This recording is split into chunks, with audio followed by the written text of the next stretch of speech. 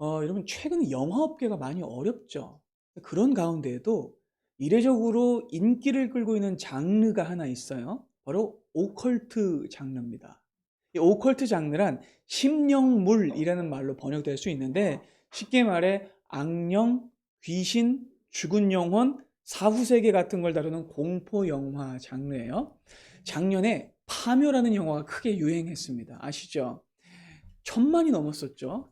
이 영화를 연출했던 장재현 감독은 검은 사제들, 또 사바하, 최근에는 검은 수녀들이라는 영화를 연속해서 내놓으면서 오컬트 영화의 유행을 이끌었어요. 그래서인지 지금 최근에 영화관에서는 제가 학생 때 유행했던 오컬트 소설이 있어요. 퇴마록. 들어보셨어요?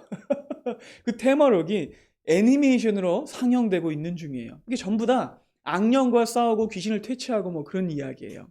사실 21세기에 이런 영화가 유행한다는 건 좀 낯선 현상이긴 해요. 그렇죠? 근데 또 생각해 보면 이해가 가는 대목이기도 해요. 왜냐하면 사람들의 마음속에는 악에 대한 원초적인 호기심이 있거든요.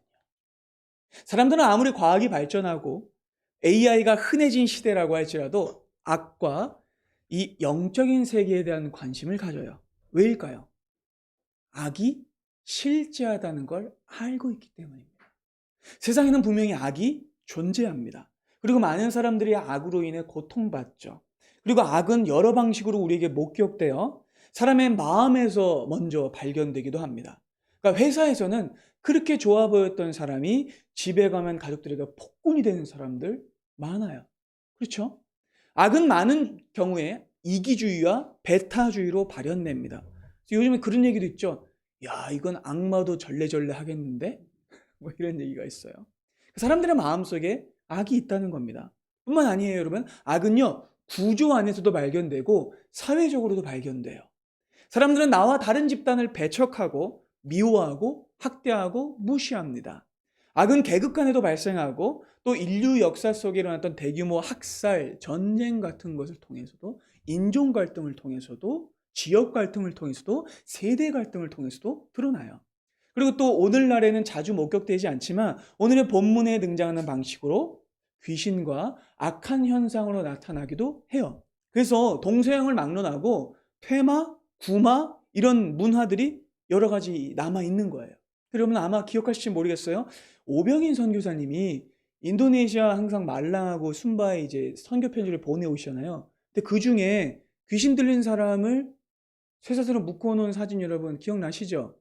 여전히 그런 일이 일어나고 있다는 거죠. 그러니까 여러분 성경 안에서 일어났던 이런 일들은 드물지만 지금도 일어나고 있어요. 그리고 여러분들 한 번쯤은 들어보셨을 거예요. 주변에 귀신 들린 사람이 있었다라는 이야기. 옛날에 특히 우리나라가 낙후되었을 때 그때도 꼭 동네에 귀신 들린 사람 한두 명씩 있었어요. 여러분 지금 저는 어떤 얘기를 하고 있는 거냐면 정신병이나 정신증, 조현병에 대한 이야기를 하는 게 아니에요. 성경은 간질, 그러니까 정신적인 질환과 귀신 들린 것을 엄격히 구분하고 있어요. 예수님께 여러 사람들이 날아왔을 때 중풍병자, 손 마른 자, 간질 환자, 귀신 들린 자가 다 나왔다고 성경은 구분하고 있어요.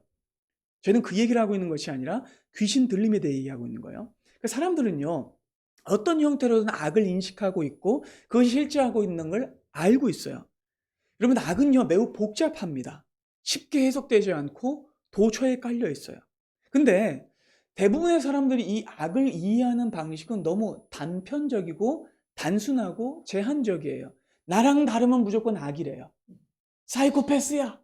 악마야. 이렇게만 얘기하죠. 그렇죠? 단순해요. 그렇죠? 그리고 또 악에 대한 이야기는 동서고금을 막론하고 오래도록 고정관념을 가지고 있어요. 어떤 거냐면 거의 다 대결 구도라는 거예요. 그렇죠, 여러분? 자, 악에 대한 이야기를 할 때 항상 사람들은 이렇게 인식합니다. 빛과 어둠의 싸움. 그렇죠? 그거나 선과 악의 충돌. 이렇게 생각해요. 그리고 사람들은 그것이 맞다고 생각합니다. 근데 여러분 오늘의 본문을 보면 전혀 그런 구도가 등장하지 않아요. 놀랍게도 엄청난 힘을 가진 군대 귀신이 등장하는데 그 군대 귀신이 예수님 앞에 꼼짝도 못합니다. 그러니까 예수님과 귀신은 상대가 되지 않는 거예요. 귀신과 예수님이 대등한 힘을 가지고 있는 것이 아니라 비등비등한 힘을 가지고 싸우는 것이 아니라 우격다짐으로 싸우는 것이 아니라 속수무책으로 귀신이 벌벌 떱니다. 그리고 한순간에 쫓김을 받아요. 그러니까 여러분 성경은 무슨 이야기를 하려고 하는 거냐면 예수 그리스도는 악을 물리치는 분이시며 악에게 승리하는 분이시며 유일하게 악을 내쫓는 권위자이시다라는 이야기를 하려고 하는 거예요. 그러니까 이 사건은 특별히 본문 안에 이 사건은요. 성경에서 가장 긴 귀신 축출 이야기인데 본문의 저자는 유독 자세하게 기록하고 있어요. 여러분 그건 정말 중요하다는 이야기입니다. 우리가 악에 대해 가질 수 있는 오해와 잘못된 인식을 바로잡아주고 어떻게 악을 이해해야 하는지 그리고 악은 어떻게 무찌를 수 있는지를 본문이 말씀해주고 있는 거예요. 자, 그리고 이 주제는 지금까지 이어져 온 마가복음의 흐름을 그대로 이어받고 있어요. 여러분 마가복음 지난 이야기 기억나세요? 절레절레. 여러분 우리가 마가복음으로 되돌아온 지 한 3개월째인데 줄거리를 잊으셨을 것 같아요. 지난 이야기를 잠깐 되짚어보도록 하겠습니다. 여러분 오늘 본문 바로 앞에 등장하는 사건이 풍랑 사건이에요. 자, 기억나시죠? 자, 갈릴리 호수에 어마어마한 풍랑이 내려서 팡 터지게 됐는데 예수님이 그 풍랑을 잠잠하게 하신 사건이었어요. 자, 어제 하루 종일 배 위에서 사람들과 제자들에게 하나님 나라에 대해서 가르치신 예수님은요, 그날 밤 건너편으로 가자라고 하셨고, 제자들은 예수님이 타신 그대로 배를 몰아서 호수로 이렇게 딱 건너가기 시작했어요. 그런데 갑자기 호수에 거대한 광풍이 떨어집니다. 그 순간 제자들은 완전히 정신이 나가버려요. 너무나 이례적인 광풍이었거든요. 그러면서 막 놀라가지고 아비규환이 돼서 예수님을 어떻게 해요? 선생님! 우리가 죽어가는데 돌보지 않으십니까? 막 소리 질렀어요. 근데 그때 주님은 일어나셔서 이렇게 말씀하셨어요. 조용히 해라. 잠잠히 해라. 좀 여러분 이 장면에서 꼭 우리는 예수님이 파도와 바람에게만 이 말씀을 하신 것이 아닌 것 같다는 걸 깨닫게 돼요. 그렇죠. 누구에게도 하신 걸까요? 제자들에게도 하신 거예요. 믿음 없는 제자들에게. 그래서 바람과 파도는 금세 잠잠해지는데 특이하게도 제자들은 잠잠해지지 않아요. 벌벌벌벌 떨고 있어요. 여진이 있어요. 그러면서 이분이 누구이시길래 하늘과 바람과 파도도 그분에게 순종하는 거라고 막 마음이 막 벌렁벌렁해요. 멘붕 상태죠. 자, 오늘의 사건은 그 사건 직후에 벌어지는 일이에요. 배는 이제 안전히 건너편에 도착합니다. 이제 예수님은 처음에 자신이 가자고 말씀하시던 거라사 지방에 발을 내디디십니다. 근데 여러분 사실요, 너무 흥미롭게도 이 사건은 예수님이 또 다른 폭풍 속으로 들어가신 사건이었어요. 자, 무슨 말이냐? 왜냐하면 여기에는 악한 세력이 일으킨 폭풍으로 인해 몸과 마음이 점령당해 죽어가고 있는 한 사람이 또 있었기 때문입니다. 그래서 주님이 이곳에 가신 거예요. 앞서 갈릴리 호수의 폭풍 사건을 통해 자신이 창조 세계의 주인이심을 드러내신 예수님은요, 이제는 표풍 같은 귀신에 사로잡혀 있는 한 사람을 만나심으로 자신이 이번에는 영적 세계의 주인이심을 드러내시는 거예요. 자, 그리고 특별히 이 사건은요, 유독 상세한 기술을 가지고 있어요. 다른 복음서하고 비교해 보아도 마태복음, 누가복음의 기록들과 2배 이상 차이가 나요. 매우 상세합니다.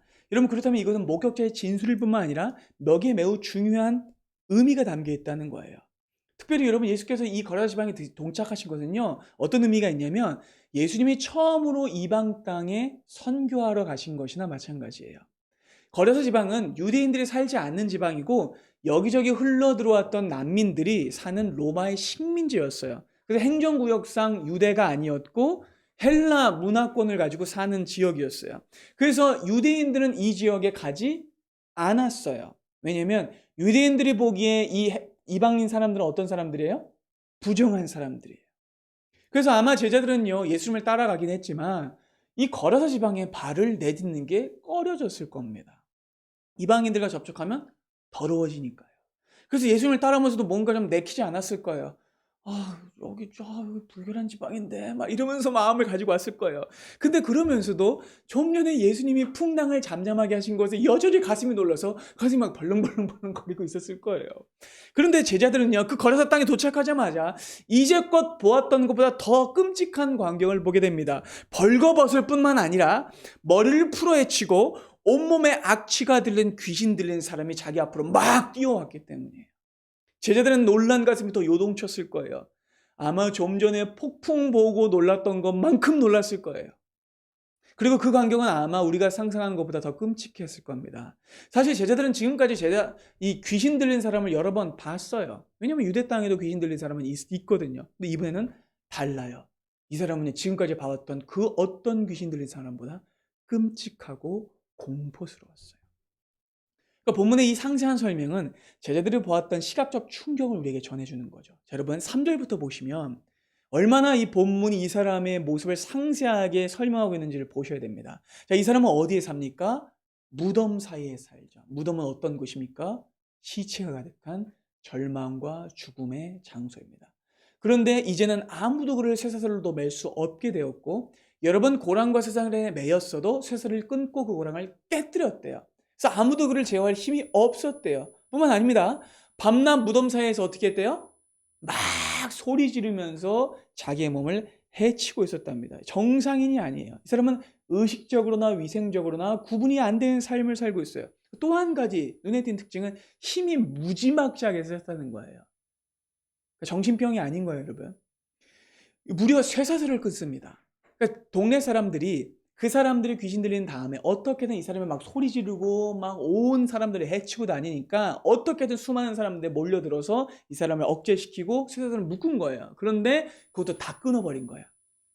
그리고는 결국 이 사람은 그 사람들하고 함께 하지 못하게 됐고 귀신이 그 사람을 몰아가서 결국 무덤가에 살게 된 거죠. 그러니까 이 사람의 힘이 얼마나 강하고 무시무시했는가를 본문이 계속해서 알려주고 있는데, 이 사람은 힘을 가지고 있음에도 불구하고 사람들에게 버림받은 사람이었어요. 그리고 또 알아듣지 못할 소리를 막 질러요. 왜 그랬을까요? 이 귀신에게 사로잡힌 그 영혼이 고통스러워하는 거예요. 그리고 끊임없이 또 어떤 특징이 있어요? 자기 몸을 자해하는 거예요. 온몸이 피투성이인 거예요. 그러니까 힘을 가지고 있지만 해치는 사람이라고. 근데 그 해치는 대상이 없자 스스로를 해치는 거예요. 그리고 이것이 우리가 본문을 통해서 보게 되는 악의 방식입니다. 이런 사탄은 사람을요, 죽음 속에 살게 하고 비인간적인 힘을 줍니다. 하지만 그건 선한 힘이 아니라 파괴하는 힘이에요. 잘 정제되고 구동되는 살리는 힘이 아니라 파괴하고 무너뜨리는 힘이에요. 질서의 힘이 아니라 무질서의 힘입니다. 그리고 이것을 통해 우리는 악이 우리의 삶에 어떤 작용을 일으키는지를 알 수 있어요. 악은 큰 힘을 주지만 영혼을 빼앗아갑니다. 악은 스스로를 통제하지 못하게 하며 공동체를 떠나게 하고 스스로를 계속해서 해치게 합니다. 악은요, 어떻게 보면 매력적일 수 있어요. 큰 힘을 가지고 있어요. 하지만 사람을 궁극적으로 망가뜨린다는 거죠.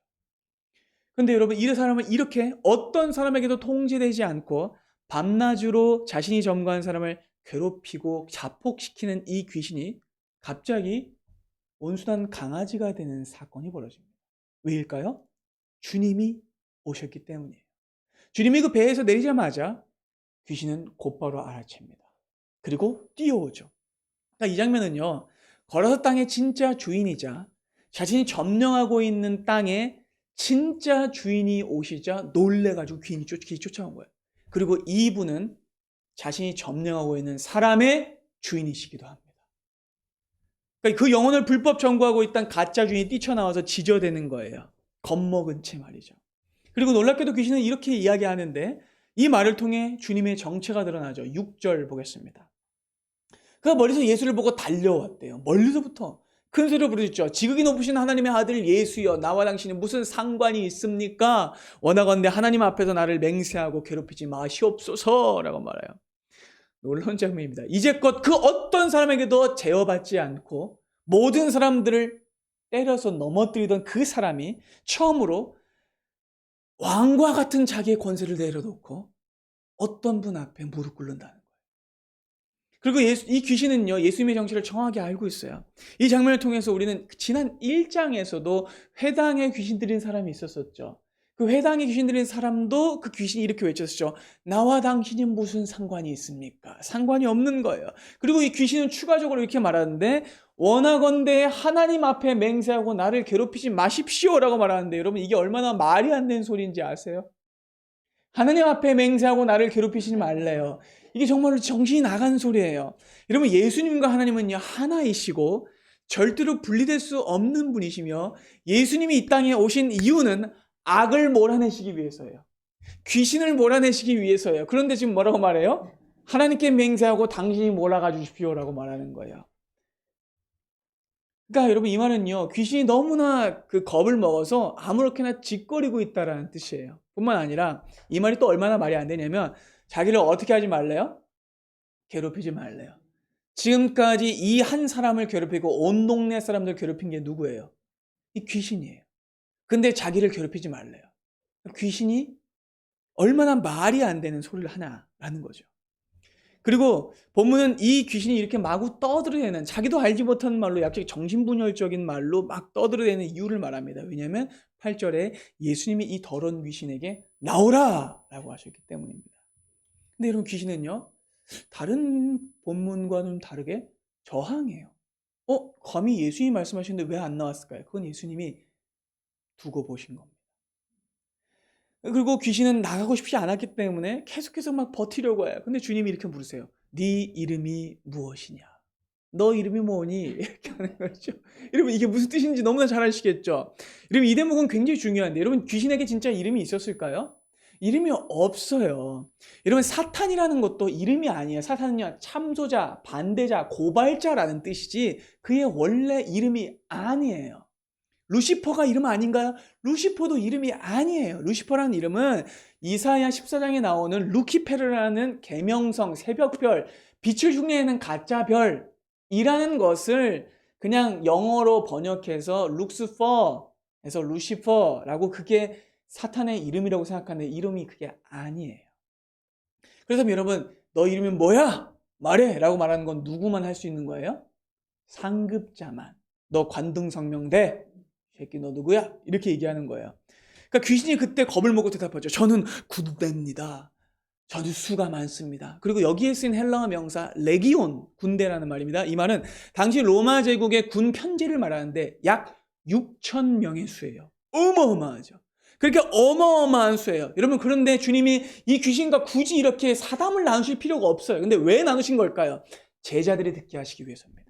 주님이 얼마나 위대한 능력을 가지고 계신 분이신지 알게 하시려고 하는 거예요. 주님은 6천만이나 되는 거대 귀신의 집단을 홀로 말씀으로 상대하세요. 주님이 그만큼 강하신 분이라는 걸 알려주려고 하는 거예요. 자, 10절 보겠습니다. 그 주님 앞에 계속해서 이 귀신이 간 거예요. 저를 여기서 제발 내보내지 마세요. 저는 이 지방의 왕으로 살고 싶어요. 라고 말하고 있는 거예요. 근데 그게 안 통하는 거죠. 귀신은 압니다. 주님께 이 간청이 통하지 않는다는 걸요.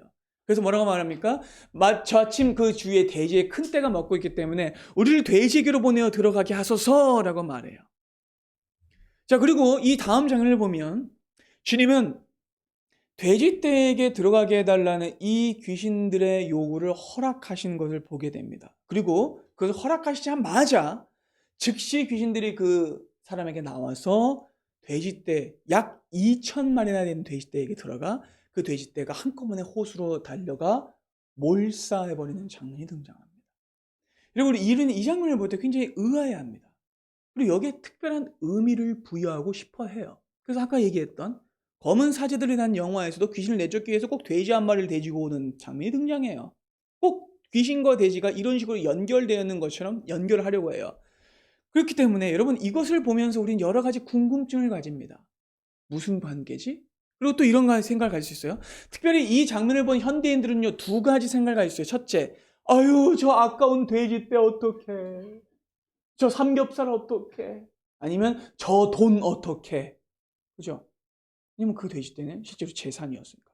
또 한쪽에는 이렇게 말할 수 있어요. 저 불쌍한 돼지 어떡해. 어떤 관점입니까? 동물보호학자의 관점이죠. 자본주의자의 관점이거나 동물보호학의 관점이거나. 그런데 여러분 이 두 가지 양쪽 모두가 답을 가지고 있지 않아요. 이 두 가지 양쪽 모두는 예수님께 불만과 비난을 가할 수 있습니다. 그리고 실제로 그런 일들은 역사 속에 많이 있었어요. 버트란드 러셀이라는 철학자, 수학자를 아실 겁니다. 이 사람은 노벨상을 수상하기도 했는데 이 사람은 굉장히 폐쇄적이고 근본주의적인 이 기독교 가정 안에서 컸어요. 그렇기 때문에 기독교에 대한 굉장히 나쁜 마음을 많이 가졌습니다.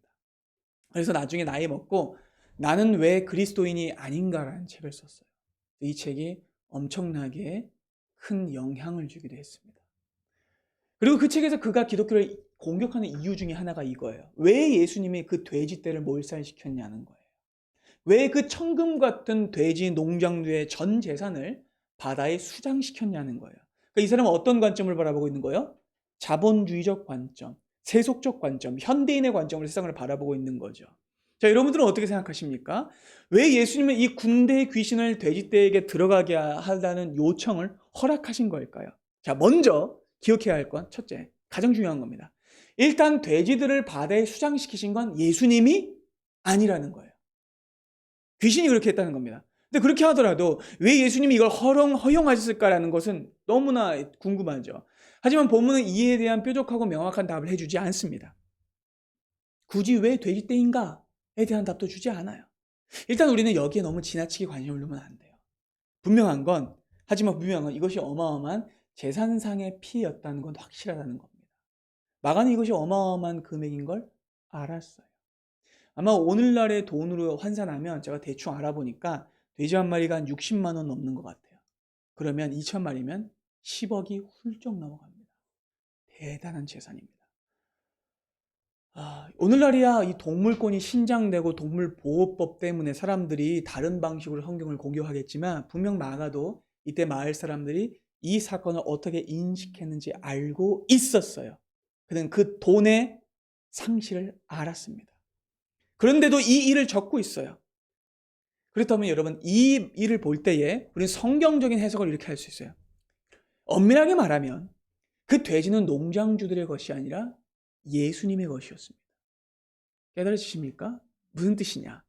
예수님은 모든 피조물의 주인이십니다. 참새 2마리가 한 아사리온에 팔리는 것도 주님의 뜻에 달려 있습니다. 예수님은 모든 창조 세계의 주인이시고 예수님은 갈릴리 호수의 주인이시고 영적 세계 전체의 주인이시며 이 돼지떼들의 주인이시기도 합니다. 그렇다면 이 돼지를 잃으신 건 예수님이시라는 겁니다. 그러니까 당장의 재산등록법 상으로는 그 돼지가 거라사 돼지 농장주들의 거들이었다고 해도 창조주의 법상으로는 이 돼지떼는 예수님의 것이었다라는 거예요. 그렇다면 그 말은 예수님이 이 돼지떼를 잃어버리는 것을 허용하셨다라는 겁니다. 허용하셨다라는 거예요. 그리고 이 허용에는 크게 3가지 이유가 있습니다. 의미가 있어요. 첫째, 주님은요, 이 왜 돼지떼를 잃으셨냐면 첫째, 이 귀신이 파괴적 존재라는 걸 보이시기 위해서입니다. 깨달아지세요? 귀신은 돼지떼에게 들어가 물에 뛰어들어 어떻게 합니까? 자진합니다. 자폭합니다. 자살합니다. 그 파괴적인 성향은 변하지 않아요. 귀신은 어디를 들어가든 파괴합니다. 귀신은 바로 전에도 한 사람의 몸속에 들어가 그의 영혼과 육신을 파괴했어요. 그리고 그전에는 한 공동체를 파괴하기도 했습니다. 밤낮으로 소리 지르게 하고 스스로를 해치게 했죠. 그리고 이번에도 귀신은 똑같은 일을 저지릅니다. 귀신은 돼지떼로 들어가자마자 호수로 뛰어드는 파괴적인 일을 합니다. 그러니까 주님은 이 일을 통해서 귀신이 하는 일은 파괴적인 일이라는 걸 알리시는 거예요. 그러니까 귀신은, 악은 숭배하고 동경해야 하는 대상이 아니라 우리를 점령하고 파괴하는 존재라는 거예요. 그래서 그 돼지를 희생시켜 귀신의 악한 본성을 밝히신 거죠. 2번째, 주님께는 이 돼지떼보다 한 생명이 천하보다 귀하기 때문입니다. 주님은 지금 비용에 대해서 말씀하고 계세요. 앞서 말한 대로 예수께는 이 돼지떼도 소중했습니다. 돼지떼 역시 주님의 것이에요. 그렇죠? 그러나 주님은 이 일을 허용하심으로써 돼지떼 2,000마리와는 비교할 수 없이 한 사람의 영혼이 더 소중하다라고 말씀하고 계신 거예요.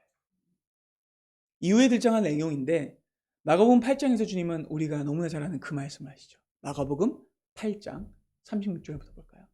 사람이 만일 온 천하를 얻고도 자기 목숨을 잃으면 무엇이 유익하리요? 사람이 무엇을 주고 자기 목숨과 바꾸겠느냐? 그러니까 주님은요, 이 돼지 2,000마리와 이 한 사람의 영혼을 보실 때에 이 한 사람의 영혼을 더 소중하게 여기신다. 세 번째, 여러분 이것은요 실제로 우리가 첫 감각하지 못할지 몰라도 예수께서 마을 전체를 지키신 일이기도 했습니다. 무슨 뜻이냐? 여러분 귀신이 돼지떼에게 들어갔다라는 건 역으로 어떻게 생각해야 하냐면 귀신이 다시 사람에게 들어가지 못했다라는 말입니다. 깨달아지세요? 좀 더 자세히 말해볼까요? 귀신은 그 자리에 있는 어떤 사람에게도 들어갈 수 없었습니다. 귀신은 분명 다른 사람에게 들어가고 싶었을 거예요. 그러나 그렇게 하지 못하죠. 왜일까요? 귀신은 알았던 겁니다. 예수님이 계시는 한 더 이상 자신은 이 거라사에도 머물 수도 없고 어떤 사람에게도 다시 들어갈 수 없다는 걸요. 분명 그 자리에는 귀신 들린 사람 말고도 다른 얼마의 사람들이 있었습니다. 먼저 누가 있었습니까? 제자들이 있었죠. 귀신은 제자들에게 들어가지 못합니다. 왜요? 예수님이 그들을 지키고 계셨기 때문에. 또 어떤 사람들도 있었습니까? 돼지를 치는 사람들도 있었어요. 그런데 그 돼지 치는 사람들에게 들어가지 못합니다. 왜요? 예수님이 막으셨기 때문입니다. 뿐만 아니라 16절에 보면 또 다른 목격자들도 있다고 말해요. 그렇죠? 근데도 귀신은 그 사람들에게도 들어가지 못해요. 더 생각해보죠. 주변에서 조금만 더 가면 마을이 있었습니다. 그 마을에는 많은 사람들이 살고 있었어요. 그러니까 무덤을 지나고 돼지 농장을 지나서 가면 분명히 마을이 있어요. 많은 사람들이 살고 있어요. 몇 명이 살았을까요? 2,000명 이상 살았을 거예요. 6,000명 이상 살았을 거예요. 그런데 그 마을로 가서 얼마든지 귀신은 그 사람들에게 들어갈 수도 있었을 겁니다. 그런데 귀신은 그렇게 하지 못합니다. 왜요? 주님이 막으신 겁니다. 태산 같은 발걸음으로 막고 버티셔서 귀신이 다른 어떤 사람에게도 다시 들어갈 수 없도록 막으셨기 때문이에요.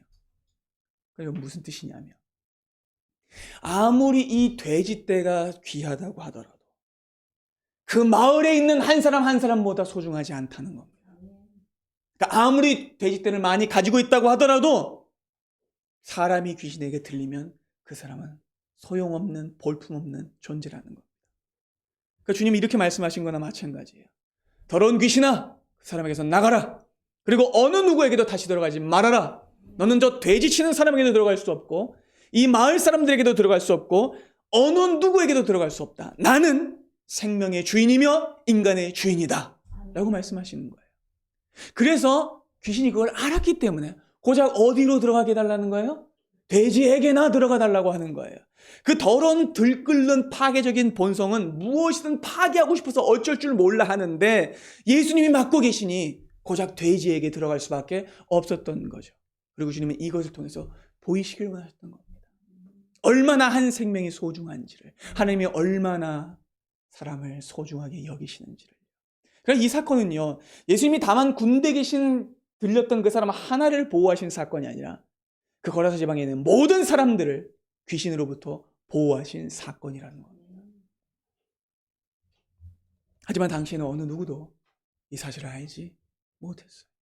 제자들도 놀라고 돼지 치는 사람들도 놀라고 목격자들도 놀랄 뿐이었어요. 일이 이렇게 되자 어떤 일이 벌어집니까? 돼지 치는 사람들은 막 놀라죠. 이게 자기들 잘못이 되니까 당장에 마을로 뛰어갑니다. 그리고 그 소식을 들은 돼지 주인과 마을 사람들이 뛰쳐오죠. 14절부터 봅니다.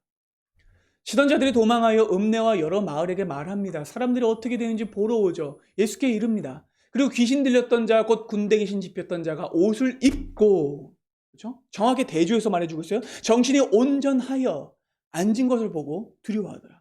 자, 마을 사람들이 쫓아왔어요. 그리고 마을 사람들이 그때 볼 수 있었던 광경은 두 가지입니다. 첫째, 2,000마리나 되는 돼지떼가 호수에 둥둥 떠서 죽어가고 있는 거죠. 믿기지 않는 첫 번째 장면이죠. 두 번째, 또 하나는 그 귀신 들렸던 사람이 변화된 모습입니다. 이것도 믿기지 않는 장면이었어요. 자, 그리고 이때 그 사람은 뭘 하고 있었을까요? 그 사람에게, 예수님과 제자들은 그 사람에게 뭘 하고 있을까요? 그 사람에게 옷을 입히고 물을 먹이고 어쩌면 먹을 것을 갖다 주고 그의 헝클어진 모습을 다듬어 줬을 겁니다. 그리고 어쩌면 우리가 시편에서 만나봤던 것처럼 기름을 바르시고 치유해 줬을 수도 있어요. 또 어떤 사연을 그 사람이 가지고 있는지 듣고 계실 수도 있습니다. 그러니까 제자들이 이 사건에 대해서 구체적으로 알게 됐던 것이죠. 이 사람의 원래 사연에 대해서.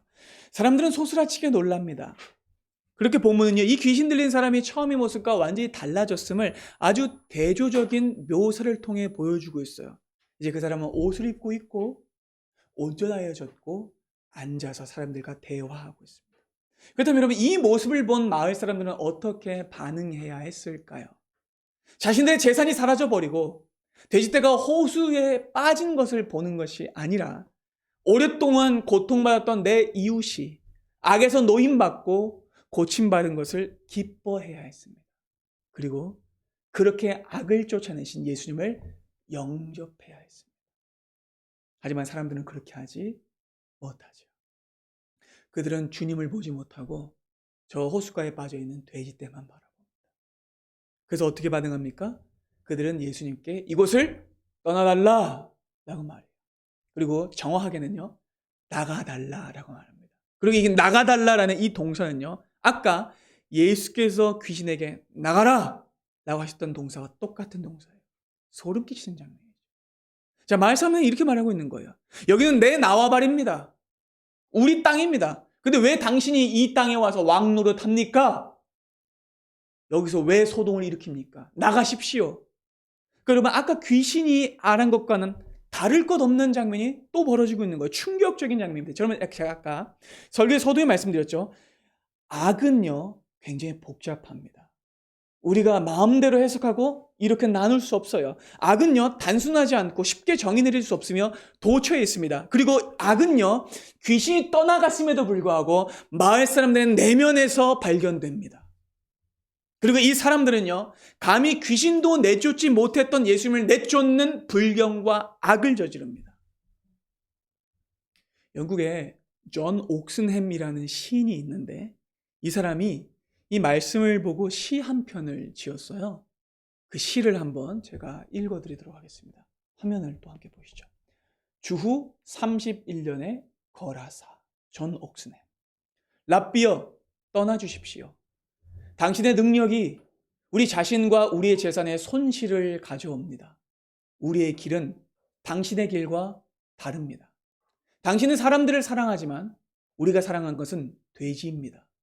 그러니 전능하신 이시여 떠나주십시오. 그리고 이 바보 같은 녀석도 데려가 주십시오. 그의 영혼이라고요? 그의 영혼이 무슨 상관입니까? 당신이 그 녀석을 온전케 하신 것이 우리에게 무슨 유익을 주지요? 우리는 돼지떼를 잃었단 말입니다. 그러자 그리스도는 큰 슬픔에 잠기셨다. 예수는 그들에게 사랑과 희망과 하나님의 애정에 대한 표적을 보여주셨는데 그들은 돼지를 원했다. 그리스도는 문 밖에 서서 부드럽게 문을 두드리신다.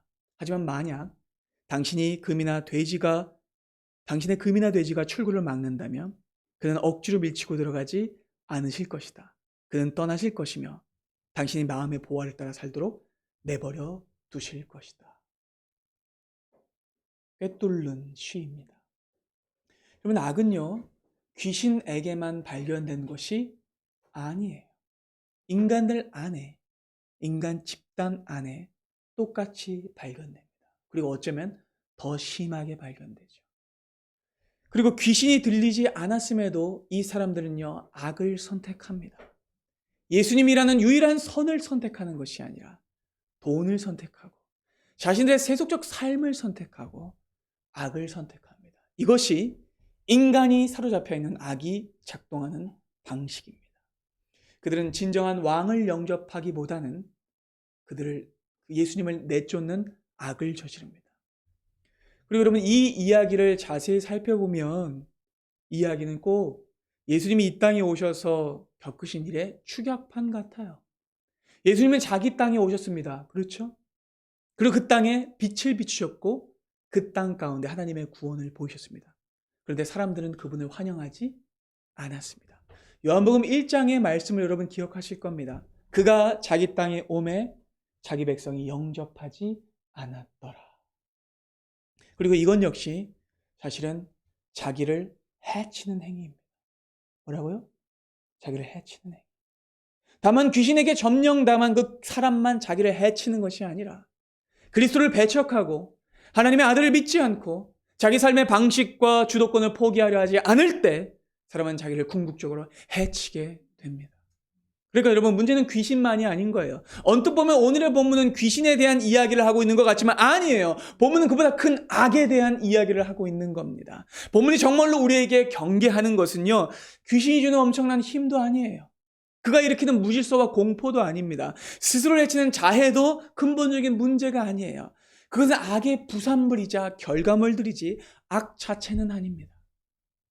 그렇게 우리는 또 하나의 거대한 악을 마주치게 되는데, 그것은 바로 진정한 왕을 쫓아내고 그분을 모욕하는 불신앙이라는 악입니다. 그러나 주님은 자신을 쫓아내는 그 거대한 악에도 불구하고 실패하지 않으셨습니다.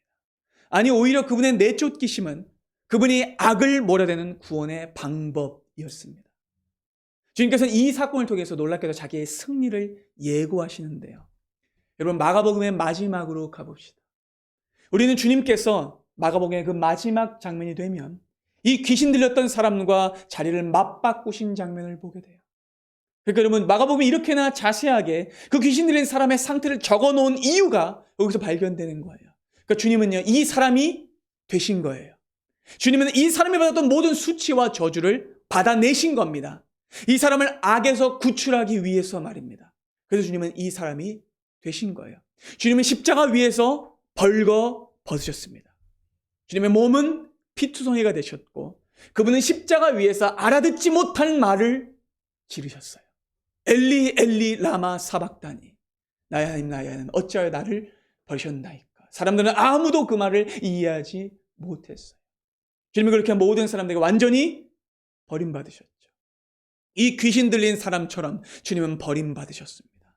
주님은 누구에게도 환영받지 못하셨고 예루살렘 밖으로, 마을 밖으로, 그리고 쫓겨나 비참한 자리에서 죽으시고 무덤에 들어가셨죠. 주님은 원래 그런 취급을 당할 분이 아니셨지만, 이 귀신 들린 사람의 처지와 형편을 당한 아무런 이유가 없으셨지만 주님은 그를 구하기 위해 그가 되십니다. 주님은 자기를 알아보지 못하고 사실 쫓아내는 이 거라 사람들 전부에게 불벼락을 내리실 수도 있었어요. 주님은 이 마을 사람들, 너희들이 감히 나를 알아보지 못하느냐 하며 이 사람들 전부 다 호수에 빠져 죽게 하실 수도 있었어요. 주님은 12군단도 더 되는 천사를 즉시 보내 그 마을 사람들 전부를 쓸어버릴 수도 있었습니다. 주님에게는 분명 이 군대 귀신보다 12배는 강한 천사들을 동원한 힘이 있으셨어요. 그러나 주님은 그렇게 하지 않으십니다. 주님은 그 모든 악과 저주를 자기의 몸에 부으십니다. 자기에게만 쏟아지게 하십니다. 왜냐면요, 악을 물리치는 데는 비용이 들기 때문입니다. 돼지떼 2,000마리와는 비교할 수 없이 숭고하고 값을 매길 수 없는 진정한 하나님의 비용 말입니다. 그리고 그 비용을 예수께서 홀로 다 치르십니다. 자신이 죽으심으로 말이죠. 주님은 자기를 외면하고 내쫓는 자들을 위해 내쫓김 당하셔서 홀로 죽음의 바다에 뛰어드십니다. 그렇게 주님은요, 고작 귀신을 내쫓는 정도가 아니라 자신의 죽음으로 악을 내쫓으시고 더러움을 축출하셨으며 우리 안에 있는 죄와 죽음을 수장시키셨습니다. 이것이 구원의 비밀입니다. 여러분, 주님은요, 귀신을 위해서는 대신 죽지 않으십니다. 그러나 우리를 위해서는 대신 죽으십니다. 주님은 돼지를 위해서는 대신 죽지 않으십니다. 그러나 여러분을 위해서는 죽으십니다. 이것이 주님께서 악을 몰아내고 승리하신 구원의 길입니다. 기억하십시오. 여러분은 그리스도에게 이 사랑을 받은 분입니다. 세상은 여러분들을 사랑하지 않을지 몰라요. 사람들은 여러분들을 사랑하지 않을지 모릅니다. 심지어는 가족들도 여러분들을 사랑하지 않을지도 모릅니다. 그러나 예수님은 여러분을 사랑하십니다. 그러므로 주님은 그 사랑으로 악을 몰아내시고 이기십니다. 힘은 파괴하고 억압하고 내쫓지만 구원을 가져다 주지 않아요. 그러나 주님의 사랑은 구원을 가져다 줍니다. 사랑하는 여러분, 우리는 스스로 악을 내쫓을 수 없습니다. 우리는 우리의 힘으로 악을 축출할 수 없어요. 우리가 악을 이길 수 있는 유일한 길은 나를 대신하여 모든 악을 이기신 예수 그리스도를 의지하는 것뿐입니다. 그러니 그분 안에 무릎 꿇으시고 그분을 왕으로 인정하시고 그분을 영접하십시오. 그분을 의지할 때에만 여러분들은 악을 이길 수 있을 것입니다. 바르게 새롭게 시작되는 이 한 주 그리스도 예수를 의지함으로 악을 물리치며 그리스도의 사랑으로 승리하는 은혜가 우리 모두에게 있기를 바랍니다. 기도하겠습니다.